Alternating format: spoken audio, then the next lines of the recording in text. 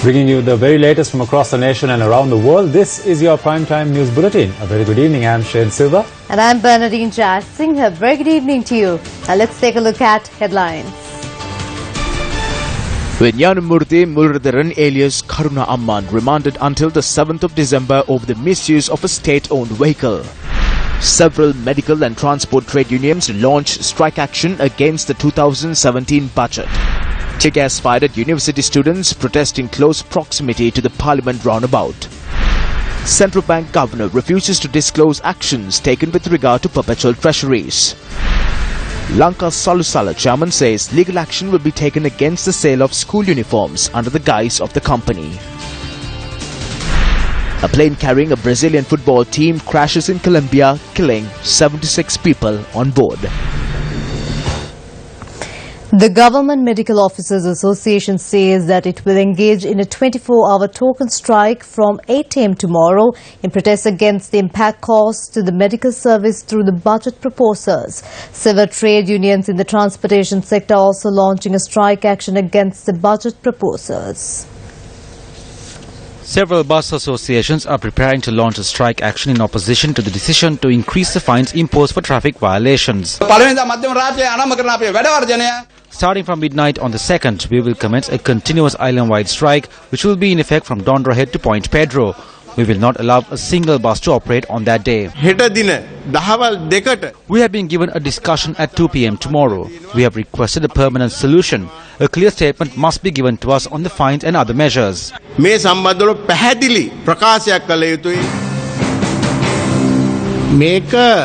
This is a controversy created by the government themselves. They do not have the legal right to increase it by 25,000 rupees, let alone 50,000, 250,000 or even 25 cents. We must show them that it is not practical to increase the fine through the budget. That is not wrong. The government must make a clear statement on this by tomorrow.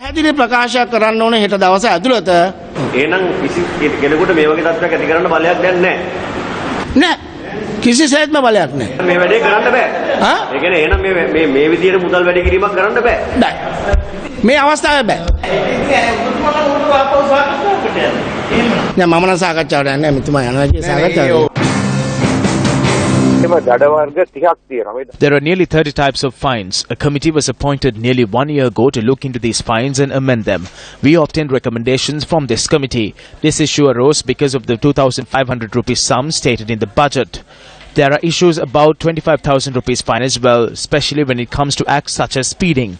Fines for charging like overtaking from the left can be amended. However, they are asking for amendments to offences such as drunk driving, negligent driving across a level crossing, lack of driver's license or lack of insurance. Meanwhile, the Joint Federation of Railway Trade Unions announced that it too will engage in a 24-hour strike on the 2nd. There is a land robbery taking place at the Railway Department. They have created a bank that deals with lands. They have also taken away promotions of employees. So they are getting ready to recruit employees from outside. We make a strong request to put a stop to this harmful act. This 24-hour strike action is a red light. We ask the officials not to make this a permanent red light.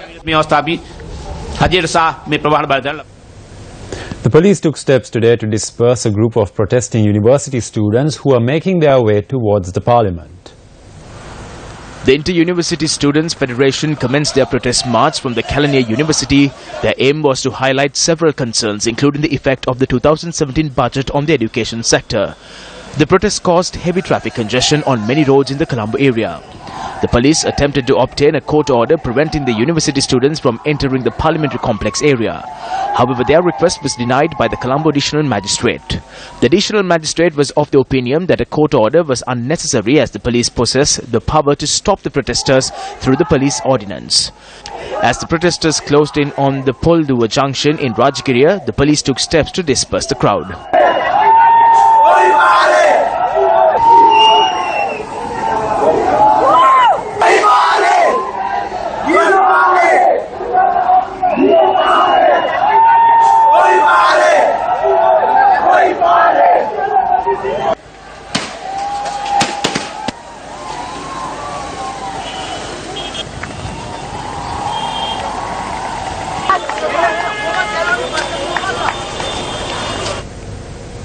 An argument broke out between two factions who were protesting and obstructing the parliament roundabout this afternoon.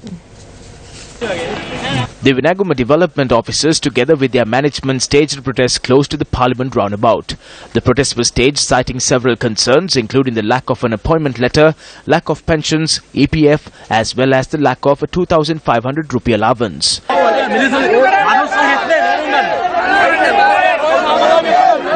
According to our reporters, heavy traffic congestion was reported along the roads surrounding the Parliament roundabout and Parliament complex.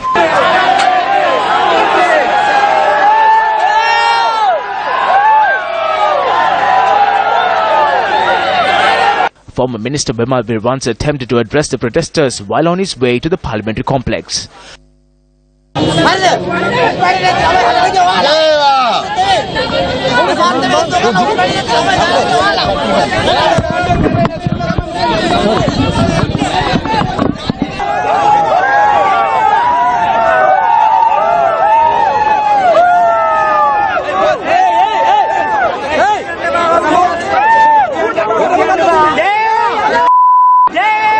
Amid numerous obstructions by the protesters, MP Bimal Virwansa moved on and a tense situation erupted thereafter between two groups.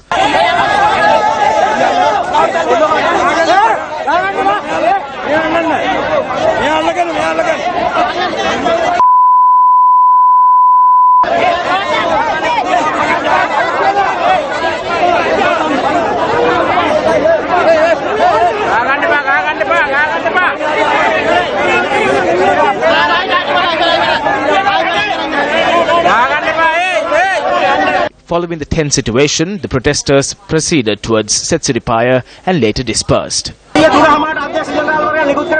We have a letter from the director, so don't create any issue here. We will provide a response within 7 days. We wanted to show our strength to the government and we have demonstrated it. Let's not create problems here. Please move away from the road.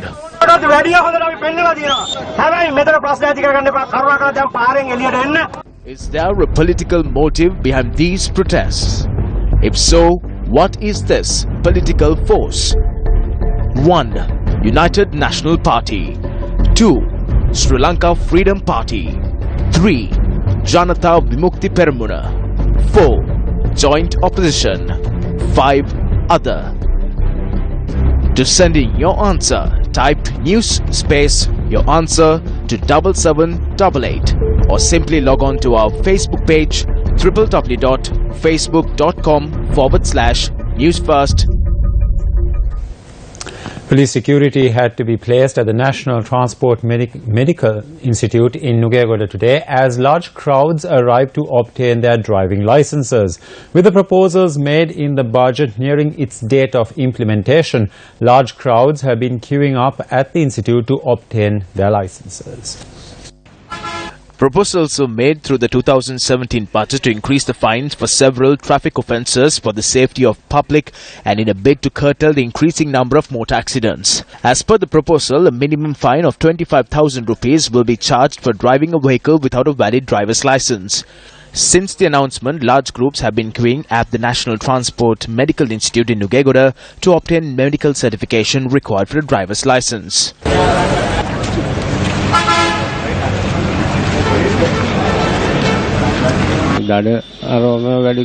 Fines have been increased, so the people are suddenly beginning to panic, causing massive crowds here. I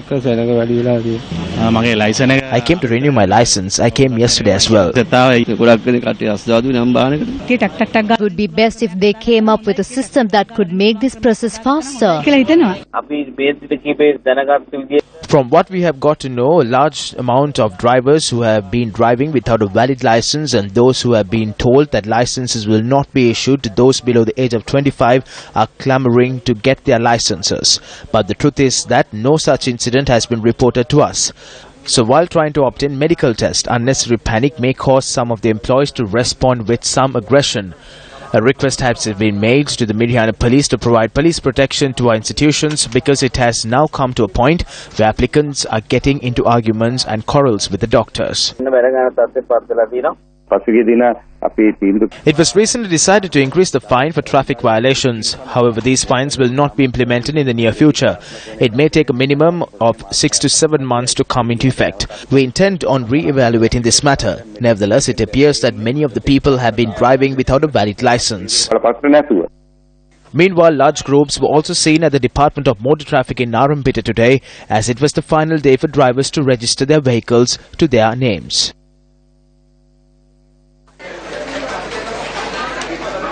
Considering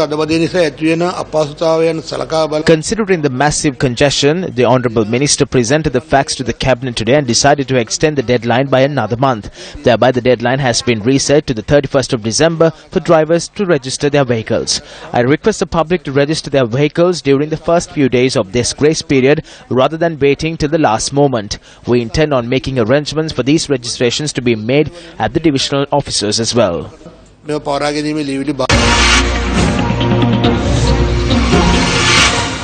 On the 25th of September, the Ministry of Education notified all provincial and zonal education authorities as well as school principals to provide their fullest support to the purchasing of school material from Salusala, which, according to the ministry, was providing such material at a competitive market rate. However, the chairman of Salusala says that 13 days prior to this directive, the cabinet had decided to reduce the number of employees to 17, with the rest of the employees being provided a voluntary retirement package. The chairman of Salusala had decided to provide school material even by purchasing such material from private parties, despite having no option to pay those employees who remained in service. As a state institution, we are ready to serve the people in whatever way we can. However, I say this as a conspiracy to cripple us while we are trying to get up on our feet. I'm saddened by this turn of events. I'm ready to go home even tomorrow over this issue. But what is sad is that I would have to go home over something like this after nothing happened for so long.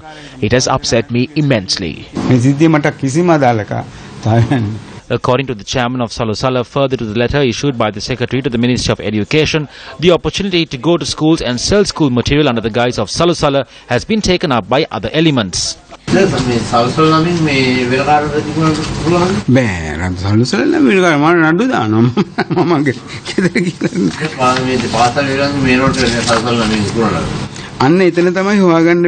Yes, that's absolutely correct. I need to get to the root of how this happened. I need to find out how this turn of events came to be. I'm going to look into this. I'm going to initiate an inquiry into this, because this cannot be done. It is a discredit to Salusala. Besides being a discredit, it's also an attempt to put us down when we are trying to stand up. This is actually not an attempt to put us down. It is actually a conspiracy to destroy us, because at the end of the day, we will be charged with selling low quality material. We are definitely going to look into this, and I will share with you our findings on this. I will tell what exactly has transpired. The objective of the letter of the Secretary to the Ministry of Education was to reduce the difficulty faced by schools in rural, extremely rural and isolated parts to purchase school material. The chairman of Salusala confirmed that he had received a copy of this letter. As per the letter, schools located in the Colombo Fort area and the Thimiriga Siaya area fall under the rural or extremely rural areas. Central Bank Governor Dr. Indrajit Kumaraswamy says the Monetary Board has taken action against Perpetual Treasuries but stopped short of elaborating what those actions were. Now, a subject of great interest to the public, to the press, etc., have been the operations of Perpetual Treasuries. The on-site examination of Perpetual Treasuries has been completed. The Monetary Board has considered the examination, and the Monetary Board took action on the 7th of November, and it took further action last Friday, the 25th of November. But at this point, I'm afraid I can't give you any details of the action that we've taken for various reasons. But I can assure you that some action has been taken, and in due course you will become aware of those actions that the Monetary Board has taken. Yeah.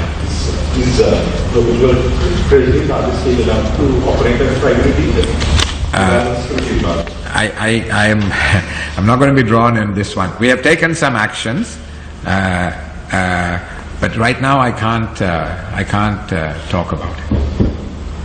But I can assure you that first on the 7th of November and then on the 25th, the Monetary Board took some action. Governor Kumaraswamy's remarks come in the wake of mounting pressure from the media, opposition and civil society groups over the delay in action against Perpetual Treasuries, the primary dealer involved in controversial bond deals in government securities and linked to former central bank governor Arjuna Mahendran. A parliamentary committee recommended that profits allegedly made by Perpetual Treasuries through rigged bond auctions need to be roped in and legal action taken against former central bank governor Arjuna Mahendran. November ගත්ත decisions ගැන මුකුත් අපි අහන්නේ ඔබතුමා කියපු නිසා. නමුත් මේ මහ ජනතාව දැනගන්න ඕන ප්‍රයිමරි ඩීලර් කෙනෙක් විදිහට ඉන්නවද නැද්ද? දැන් බැංකුවක් නම් මහ බැංකුවෙන් අවසරලත් බැංකුවක්ද නැද්ද? ඒක දැනගන්න ඕන. ඒ සම්බන්ධයෙන් තමයි. Be patient a bit. If you are going to talk about all these things now, it will upset everything. That is the problem. ඔක්කොම ටිකක් අවුල් වෙන්න පුළුවන්. ඒක තමයි ප්‍රශ්නේ. Governor Kumaraswamy, who insisted that action taken against Perpetual Treasuries would be revealed in the future, announced a series of precautionary steps that have already been put in place by the Monetary Board to ensure transparency of bond auctions and prevent inside information leaking to dealers. According to the Governor, the Public Debt Department has introduced pre-bid meetings to brief all primary dealers of relevant information before auctions. Since end October 2016, EPF no longer participates in secondary market. Decision taken from July 2016 not to accept anything more than the offered bid amount. Setting up of CCTV cameras in the Public Debt Department. Proposed introduction of an electronic trading platform and a bond clearing house for government securities aimed at improving transparency of the operations of the government securities market. The central bank is also looking at developing new rules and regulations for auctions validated by the World Bank and the IMF. The central bank is also probing alleged irregularities involving the Employees' Provident Fund. There have also been a number of measures taken by the EPF employment because, as you are all aware, there have been some concerns about the operations of the EPF department as well in relation to the its involvement in the government securities market operation. Since the end of October, the EPF no longer participates in secondary market transactions. It operates through the primary auctions. In addition, there is an investment committee which is chaired by Deputy Governor Lanka, which meets daily every morning in order to take investment decisions.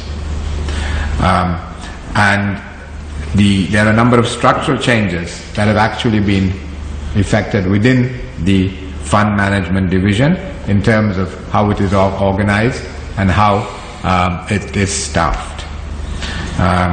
There have also investments of short-term cash surpluses are now restricted to open market operations. And we've also opened up the possibility for the EPF, because it's being denied the opportunity to operate in the secondary market for the moment until we have investigated everything and found out what has happened. The Monetary Board felt that there should be other opportunities for investment for the EPF, because clearly one wants to get as high as possible a return as possible for the EPF members. And those opportunities have included now the capacity for the EPF to now invest in fixed deposits with government banks. The nation demanded that the Central Bank of Sri Lanka should take action against the Perpetual Treasuries, which has been in the forefront of the scandal that hit the country. It would have been better had the Central Bank revealed what action it has taken, because the nation has a right to know. But with regard to the improvement in the current trading system, the measures taken by Central Bank are all welcome. And it was revealed that the Central Bank has consulted the International Monetary Fund as well as US Treasury. These are necessary things, because in any market, the market has to follow the global best practices in order to avoid and prevent the recurrence of scandals. So we will actually appreciate the action taken by central bank, but of course the country will have to wait until all these actions have been revealed by the central bank. We welcome the steps taken by the central bank. It is clearly evident that the central bank has accurately identified the manner in which both the treasury bond scams that took place in the recent past. We believe that the actions taken by the central bank will help the officials to prevent these types of scams from happening once again. But the most important thing that the public, politicians and civil societies urge the government to do is to take legal action against the private entities which were involved in these scandalous monetary transactions. The most unfortunate fact is that an environment has been created where the completed investigative report on the central bank bond scam compiled by the Bribery Commission is left aside, and attempts are also being made to block the opportunity for other organizations to investigate this matter. The accused should definitely be produced before courts following a proper and transparent investigation. The joint opposition warns that the failure to take the required action on the central bank bond scam could bring about harmful repercussions.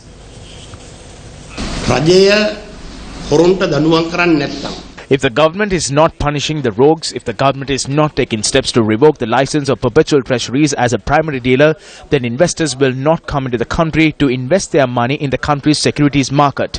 So we challenge the finance minister to declare exactly the amount of foreign currency that is being withdrawn from the country's treasury bills, securities and foreign reserves, month by month.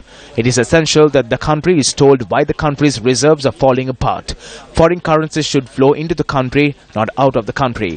The credibility and integrity of the financial system at the central bank has collapsed, which is why Fitch Ratings and Moody's downgraded Sri Lanka in the international rankings. Former Deputy Minister Vinayagamurthy Muralidharan, alias Karna Amman, was remanded till the 7th of December for misusing a state vehicle. Former Deputy Minister Vinayamurthy Muralidharan was summoned before the police FCID this morning to record a statement on the misuse of the state vehicle.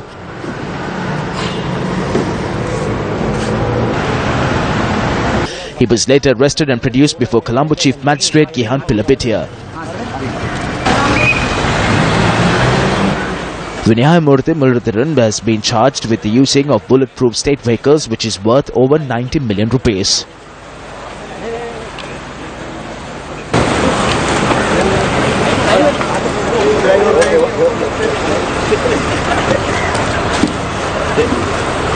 The 14th national ceremony to hand over Ranbima land deeds was held earlier this evening. The ceremony was held at the Bandaranaike Memorial International Conference Hall under the auspices of President Maithripala Sirisena. Land deeds were presented to nearly 2,000 beneficiaries from all over the island.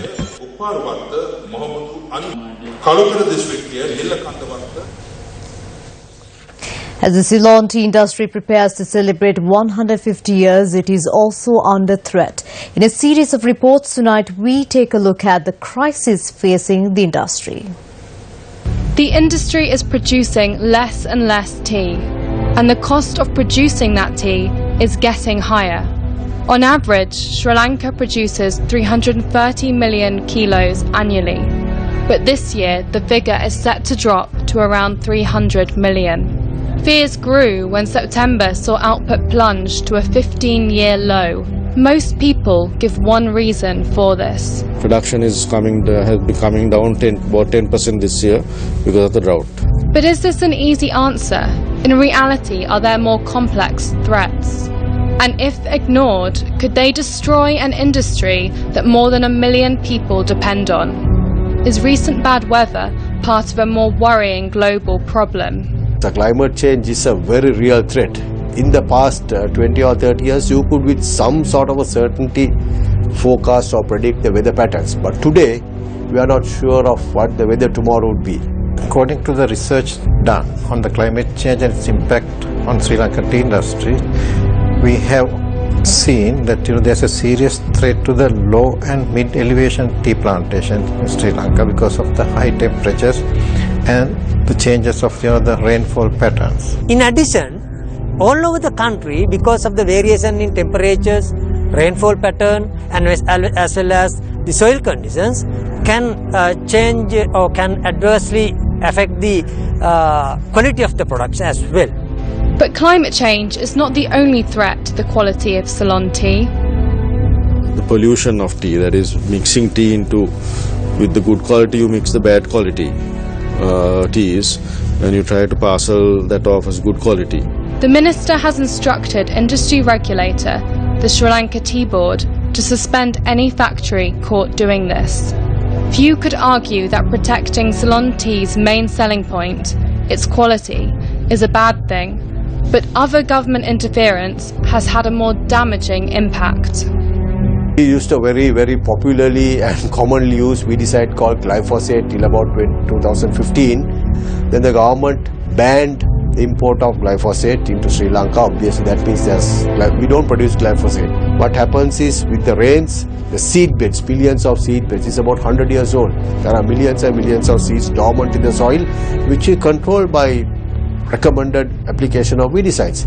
Now suddenly these things sprout and there's a profusion of weeds that impacts on the tea productivity. About 15 to 20% crop is lost because of presence of weeds. That is physically. Then the pluckers, it interferes with their plucking operation and it leads to other issues like it's inconvenient for them to pluck, and this is having a significant impact on the plantation operations. It decreases costs, so many other issues. The question is whether the government realises the harm their ban is having on Sri Lanka's second biggest export earner. We will find out what other political influences threaten the tea industry in Part 3.